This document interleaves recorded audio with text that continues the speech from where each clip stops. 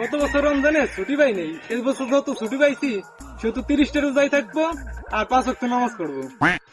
আমার মতন শয়তান থাকতি ও 30টা রোজা থাকতি আমার 5 ওয়াক্ত নামাজও পড়বি। বোকা বোকা, দেখ তোকে আমি কেমনে দেই ধোকা।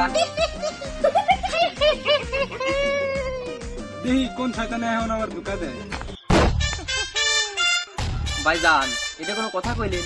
আপনি সরকারি চাকরিজীবী, আপনি কিসের জন্য কষ্ট করে রোজা রাখবেন? 1 মাস ছুটি পাইছেন, ভালো মন্দ খাবেন, দিন ভরে ঘুমাবেন। না না না, আমি কি ভাবতেছি, যত বাধাই আসুক আমি 30টা রোজায় থাকতে ভাই। ভাইজান, একটা কথা ভাবেন তো, 11 মাস কষ্ট করে কত টাকা কামাইছে। আপনি যদি এই 1 মাসে এই টাকাগুলো না খান, আপনার অত টাকা খাবে কি ডা?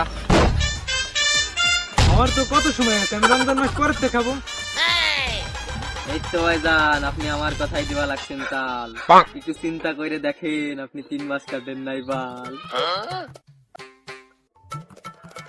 আসলেই তো ওইগুলো না কাটতে তো রোজা হবি না, কিন্তু এটা আমি কি ভাবতেছি, না এসব আজেবাজে জিনিস আর ভাবা যাবি না। আমি 30টা রোজা রান নিয়ত করছি, 30টা রোজাই রাখবো। ভাইজান, মানুষের মৃত্যুর কথা কি কওয়া যায়? আপনি 5-6টা রোজা থাকবা যদি মরে যান, আপনার এত টাকা পয়সা খাবি কি ডা?